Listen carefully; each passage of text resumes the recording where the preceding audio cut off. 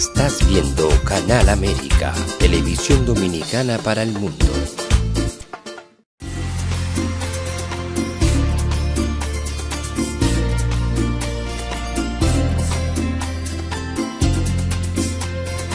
A Time for True show is sponsored by the Office of Dr. Bernard Fialkoff, a periodontal, dental implant and laser specialist in New York City, for over 40 years. Dr. Fialkoff was honored by the International College of Dentists and Pierre Fauchard, and received the Presidential Lifetime Humanitarian Honor from the White House. Call us at 718-229-3838. Sometimes life can be so damn hard. You don't know where to go. Everything keeps falling apart. Yeah. You try to do your best, but only God knows that you've given everything you've got, but the world takes you down. You just keep moving on. Let your fears. Welcome to A Time for True show. I'm your host, Dr. Bernard Fialkoff, and as always, it's a real pleasure to be with you again tonight. Many of you have been wondering how to avail yourself of our previous episodes. And it's very simple, actually. You go to YouTube and you click on A Time for True show. At that point, you click on the subscribe button, and you can actually then be able to get all of the previous shows now over the last few years, over many very different topics. And tonight, we want to get started because we have a lot to cover. We have a very interesting doctor who's actually taking time. He's from Detroit, Michigan. And not only is he a doctor with a full-time practice, but he somehow has the time, so I was going to say, to actually be a humanitarian and give of his time to help his Detroit community and Michigan, which I think in today's world is such a high virtue and attribute. And so tonight's show will be exemplary. And so if we can, Buddha, let's put his pictures up on the screen and introduce our viewers to our guest, Dr. John F. Sushko, born in Pottsville, Pennsylvania, and graduated from the University of Detroit with a BS in biology. He then subsequently matriculated in Detroit Dental School in 1981. And he's been helping his patients achieve beautiful, natural, healthy, confident smiles now for over 41 years. He and his wife Angela have been happily married for all that time also. The doctor is an honorary fellow of the Academy of General Dentistry. He's a member of the American Dental Association and the Michigan Dental Association and the American Academy of Orthodontics. And he is an ambassador of the Foundation for a Drug-Free World Education Program.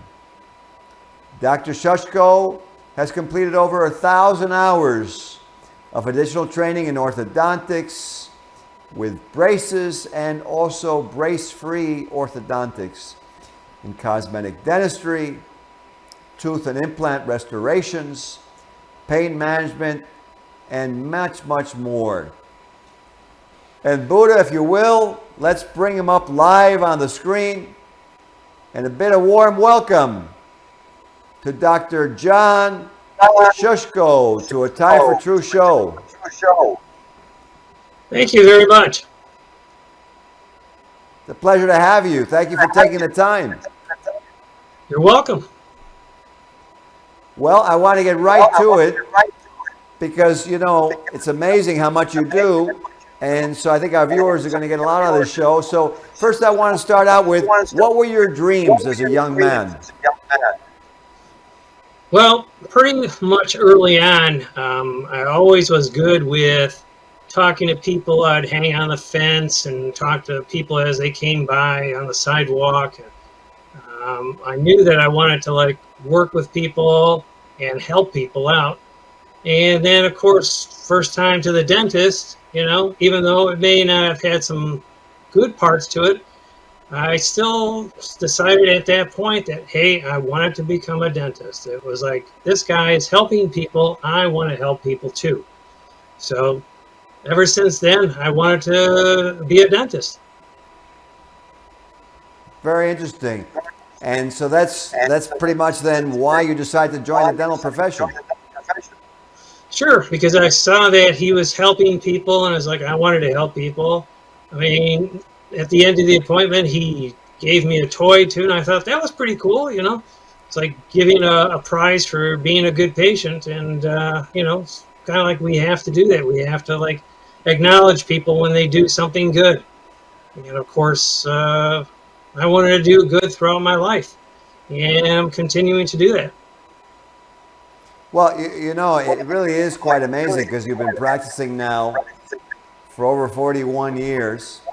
And so I wanted you to tell us a little bit about this humanitarian effort that you do in a dentist with a heart. Is that correct? That is correct, yes. It was started by a guy in Iowa back in the 80s. He called it Doctors with a Heart.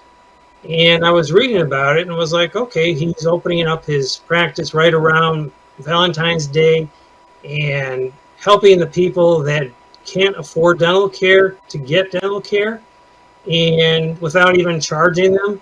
And he would have a whole day of doing that. And it sounded like, hey, that's a pretty cool thing to do. So I thought, okay, we're going to do that, but we'll call it Dentist with a Heart. And so we started doing that back in the 80s, the late 80s, and we did it for like 10, 12 years, and it was amazing. I really enjoyed it. My staff enjoyed it. It was like we felt so good at the end of the day that we had helped all these people, and they showed such gratification to us for having helped them. Well, I can imagine, and it's a tremendous acknowledgement for them, right?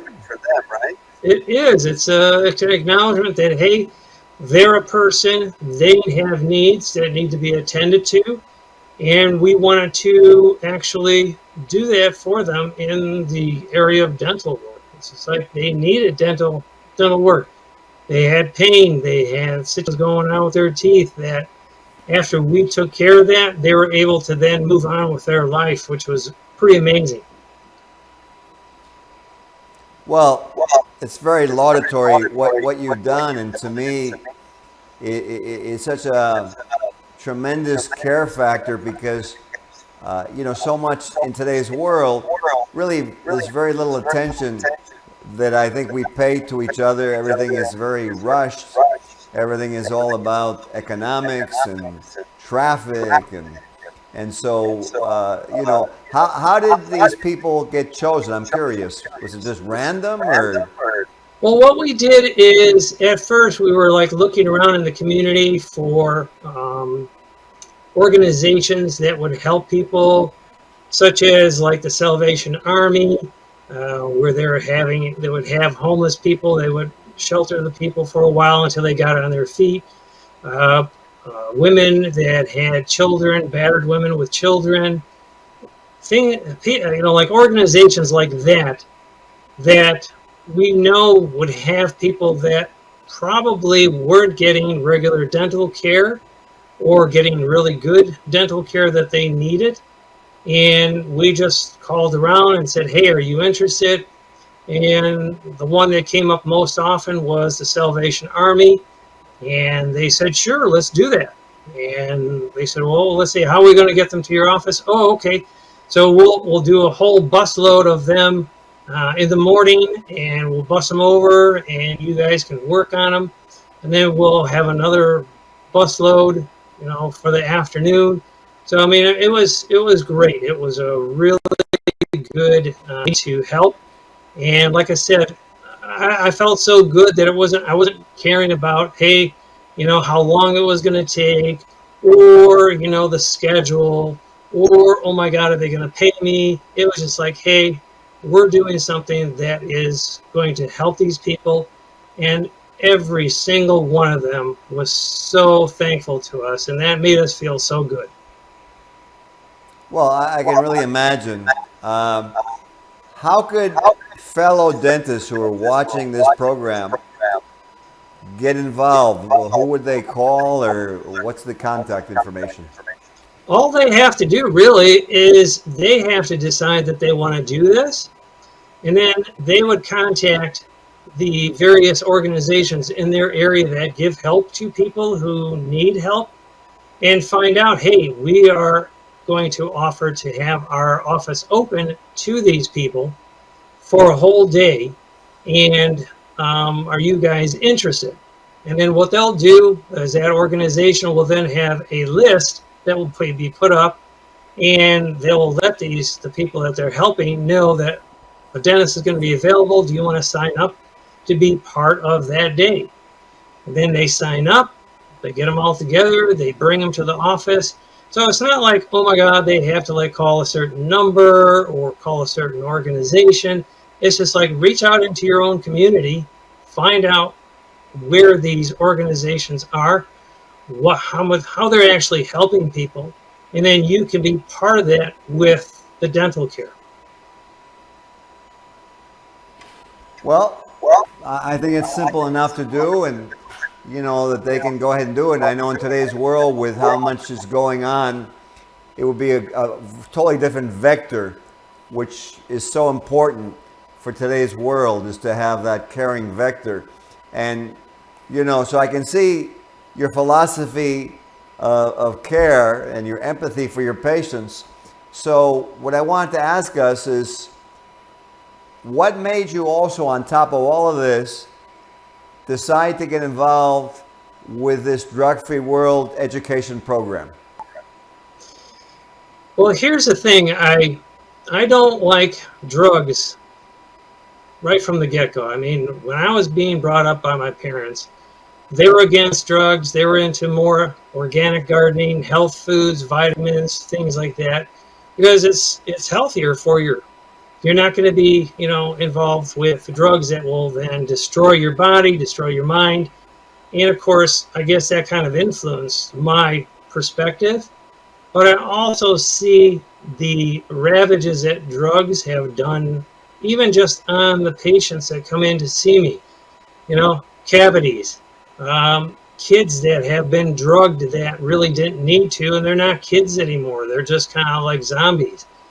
And I see people that will come in that are on a multitude of other drugs, like psychiatric drugs, and they're just not really people that are there. And it's sad to me. It's just like, okay, we have to do something about this because it's too prevalent in our society, and I have to get the word out to people that maybe who are thinking of doing something like taking a drug and seeing a psychologist or a psychiatrist that might be prescribing some drugs that really they don't need, and then we're going to prevent them from going down the wrong road, and that will help them in the long run. They will continue to be themselves and not something that is affected by drugs. So of course, first-hand experience, it's like that influenced me to okay, we gotta be part of this drug-free world and have the pamphlets available and hand them out to people when they're in doubt about taking a drug or not. Well, it's very, very important because, last year the statistic is 109,000 Americans died from illicit drug use, and now there's fentanyl that's, just killing so quickly because someone who's not really a drug addict, their bodies are so clean that the fentanyl is a atom bomb going off in their body, and they're just dying. It's so horrific.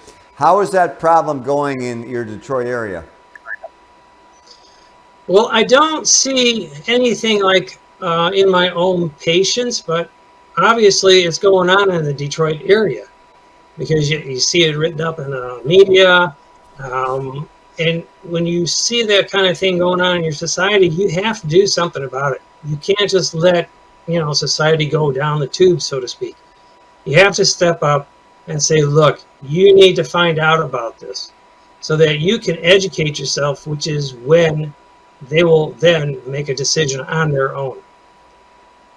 Right. Well, let me ask you something, because you're doing it, and there are probably viewers who are a little bit either afraid or feel that they're not really competent or other reasons why they're reticent to do it. What would your advice be on how they could just break through that and get started? Well, first of all, they should probably educate themselves. Get the booklets, read through them so that they have the confidence to be able to talk to their patients, to other people that aren't their patients, but they want to help too.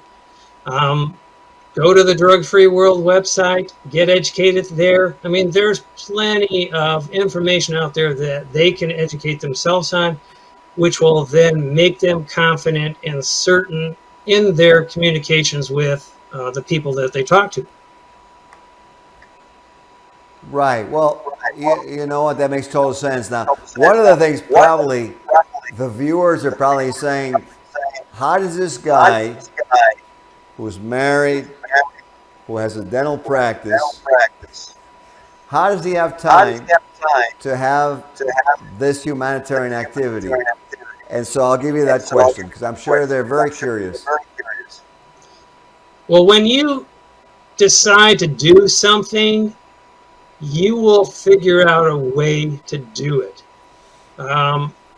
So you just have to go, okay, so here's my daily schedule. Okay, so where can I fit this in? How can I do this? And it's just a matter of sitting down, like I sat down with a piece of big paper for like the whole week and figuring out, okay, what are the things that I do?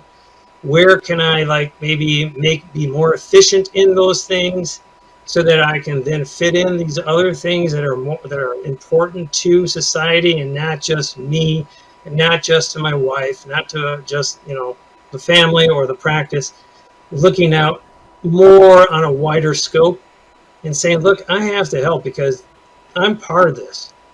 And so it's just a matter of deciding, sitting down, figuring it out, where can you fit this in, and then sticking to it long enough so that it becomes part of your routine.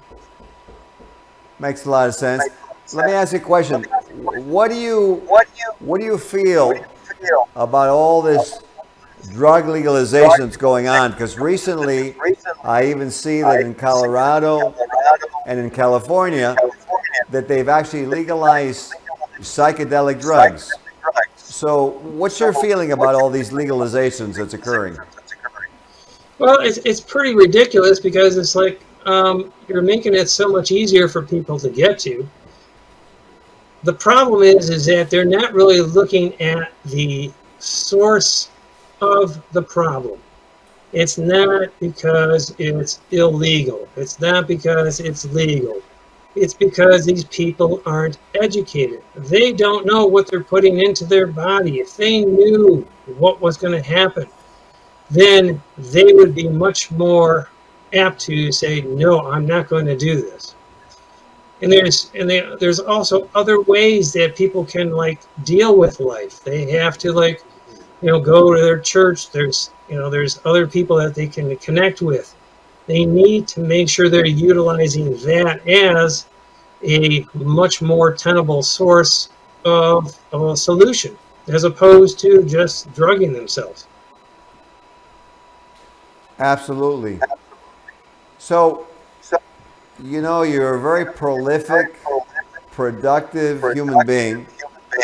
And one of the things that you see so much in social media and in so many different links and advertisements is being successful in life.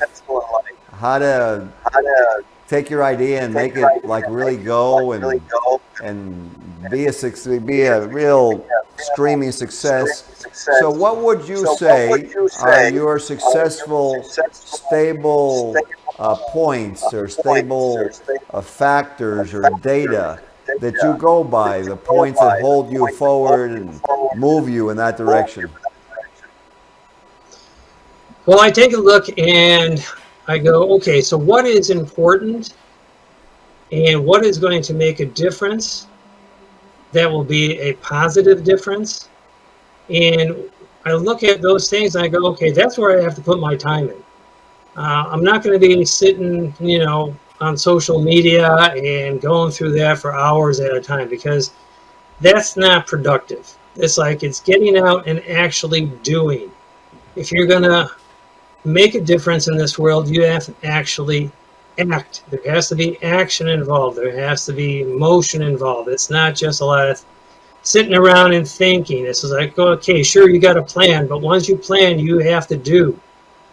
So that's probably the biggest thing, is you just got to decide to do, get out there and do it, connect up with whoever you need to, but don't just sit around and say nothing can be done about it, because something can always be done about it.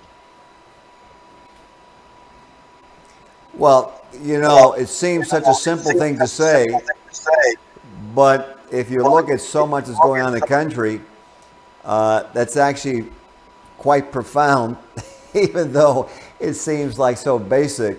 You wonder why what's going on continues to go on in our country, with the violence, with the homelessness, and then you look at this legalization of psychedelic drugs that back in high school, if you were on that, you would get expelled.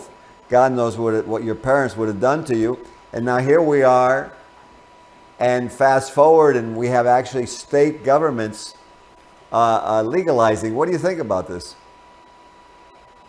Well, I think, like I said, they're going at it the wrong way. This is not the way to handle the situation. It's a wrong method to whatever they're trying to handle. It's kind of like a wrong reason, a wrong why as to why people are acting the way they are. They figure, oh, okay, maybe to get people to connect up, they have to be taking drugs, or because they're feeling so sad, they have to take drugs. It's like, no, there are much, much better ways to address a situation than throwing a bunch of drugs in to cover up something and then destroy people's lives in the process in the long run.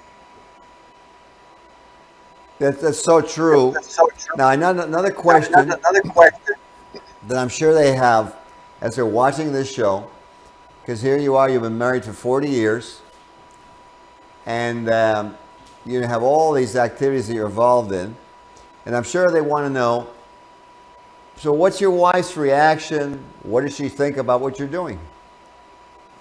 Well, she is definitely very supportive of what I do. And in fact, I get her involved with it sometimes too. She's a counselor at our church, so she is helping to make a difference in this world too. So we are kind of like, meshed together, and we are working together as a partnership. It's not something that I'm going off and doing by myself and she has to tolerate it. It's something that we have figured out and said, hey, this is what we want to do. We want to help improve this world.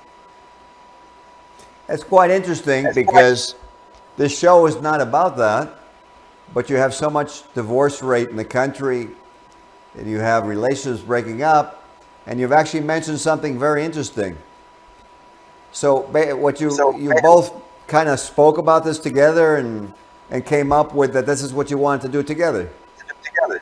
Oh, of course. Yes. When you are married, it's a partnership. You can't just say, okay, I'm going to go ahead and do this without consulting with the other person. It has to be done as a coordinated effort, and where you're fully informing each other of what's going on, what you would like to do, get the other person's agreement.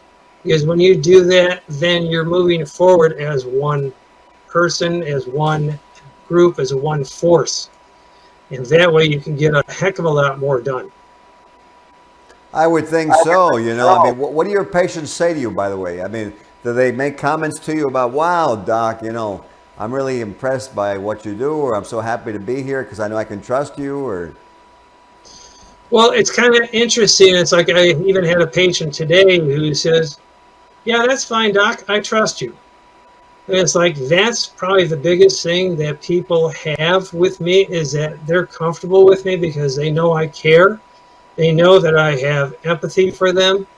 They know that I'm going to do the best for them. And so that trust factor is there.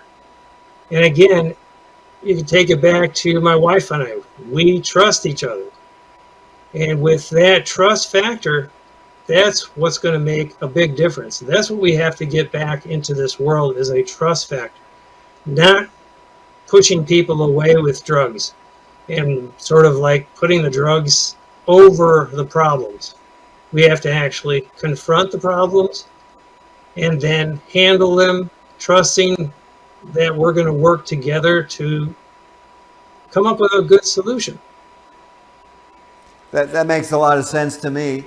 And, you know, we're getting to the end of the show. We have maybe a minute or two left. So I want to ask you, before the show comes to an end, what concluding remarks would you like to leave our viewers in terms of what you're seeing in the country and how we can turn this around and actually preserve the United States, preserve liberty, and decrease all this violence we're having and stress that seems to be happening socially? Go ahead. Well, I could say that drugs are definitely not the answer, because that's going to lead to stress. That's going to lead to violence. That's going to lead to broken relationships. We need to get away from that. We can actually educate people as to the dangers of drugs and what they do, so that people are actually there. They're not in a fog of drugs, that they can actually be in this time, not in the past where maybe they're stuck somewhere. They have to be in the present in order for us to address the problems of this world. Absolutely. You know, it's been a pleasure to have you on the show. It's great to have a dental colleague that is doing so much for the world. And for those of them watching out there, I want to urge you, let's take the example of Dr. John Sushko. Let's do something in our community. Let's be an example. And thank you so much for being on the show. It's been a total pleasure. We'll have you back on again. And for those of you watching, it's a time for the truth. Let's actually get out there. Let's create some harmony, some trust, and let's fix this country while we can. Until the next time, have a very good night. This show was sponsored by A Time for Truth Foundation Incorporated as a community service. Sometimes life can be so damn hard. You don't know where to go. Everything keeps falling apart. Yeah.